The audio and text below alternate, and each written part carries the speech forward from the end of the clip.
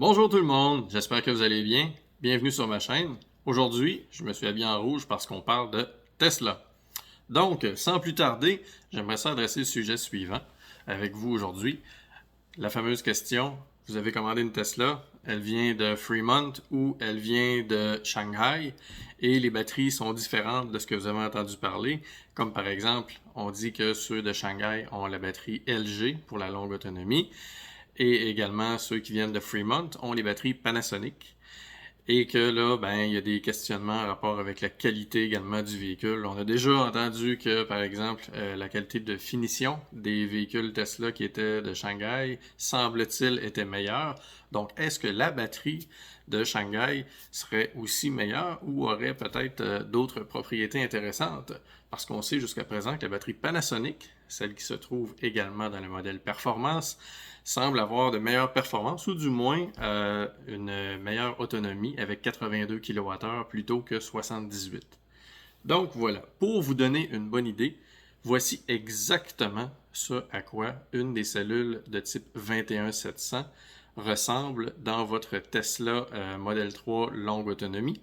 Donc celle-ci, c'est une 21700 INR 21700 M50, exactement comme celle-là. Donc ça, c'en est une comme celle qui se trouve dans la Tesla. C'est pas un autre modèle de cellule, c'est vraiment ce modèle-là ici, comme ça.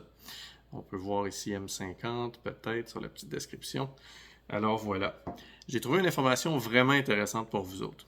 En fait, c'est qu'il y a des gens passionnés comme moi de batterie qui vont fournir de l'information, accumuler de l'information de beaucoup de véhicules qui se trouvent à être sur la route et qui vont envoyer cette information-là sur des sites qui vont compiler cette information-là.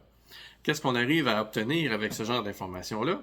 Ben, c'est simple. On voit le graphique avec le nombre de kilomètres et également le pourcentage de dégradation ou le nombre de kilowattheures que les batteries ont. Pour vous en parler, je vous montre à l'instant le fameux graphique. Donc voilà qu'est-ce qu'on a ici. Alors voilà. Ce qui est intéressant, c'est que pour la Model 3 longue autonomie de l'année 2022, par exemple ici, OK, ce qu'on voit, c'est que 20 000, 40 000, 60 000 milles. Donc là, ici, on a le 100 000 km. Et on voit qu'à partir de 100 000 km, il y a vraiment deux nuages ici. Il y en a un en haut comme ça, avec un groupe de batteries de différents propriétaires qui semblent avoir plus d'autonomie et ici, qui semble s'être dégradé. Alors, qu'est-ce qui fait que le fameux nuage qui représente toutes les différentes données recueillies de différentes batteries finit par se détacher avec une sorte de batterie qui est plus haute et une sorte de batterie qui donne moins d'autonomie. Alors voilà, je laisse aller le vidéo pour vous le montrer de Tesla Info. Et là, qu'est-ce qu'on va voir apparaître? Attention ici. Voilà. Donc, ce qu'on voit ici, c'est que les batteries de type LG, donc des voitures Tesla qui sont fabriquées en Chine, à Shanghai, ont une dégradation de 6% rendue dans cette zone-là. Et là, on parle d'une zone autour de 100 000 km, c'est-à-dire 60 000 milles. Tandis que ceux de Fremont, avec la batterie Panasonic, ont une dégradation de 11%. Donc, ce qui est intéressant, c'est justement que là, ben oui, les batteries chinoises ont l'air d'avoir moins de dégradation, mais aussi c'est intéressant de savoir pourquoi.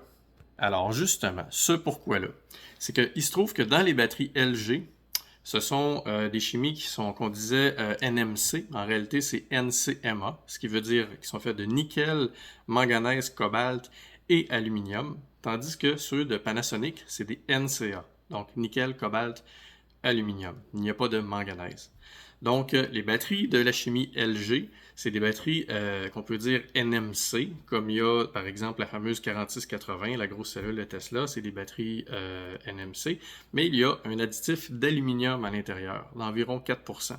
Ce que ça fait, le 4% d'additif d'aluminium, ça prolonge la durée de vie de la batterie, donc ça réduit les dommages à l'interne, et également aussi, de ce qu'on a lu, c'est que ça vient la rendre plus résistante à la chaleur. Donc, quand, par exemple, vous avez des supercharges avec des grandes puissances, la batterie va durer plus longtemps. Alors voilà, donc moi je m'intéressais à ça justement parce que je sais qu'il y a des batteries LG et Panasonic dans ces deux modèles-là et je voulais vraiment comprendre Pourquoi est-ce que Tesla nous offre justement ces deux-là? Justement, il y en a une qui est fabriquée en Chine, l'autre à Fremont. Alors, j'espère que ça répond à vos interrogations quant à savoir est-ce que la batterie dans votre Tesla fabriqué en Chine va être meilleure ou va être pire. Eh bien, je pense que le graphique qu'on vient de voir parle de lui-même. Ce qui est intéressant, c'est que c'est les batteries de 2022, mais 2023 et 2024 avaient également la chimie NCMA de ce que j'ai pu comprendre. Donc, j'espère que ça vous a plu. Et n'oubliez pas de vous inscrire si vous voulez d'autres vidéos du genre, ça va me faire plaisir. Vous pouvez visiter ma chaîne également. J'ai un paquet de vidéos qui parlent de batterie et d'autres choses en anglais et en français. À la prochaine!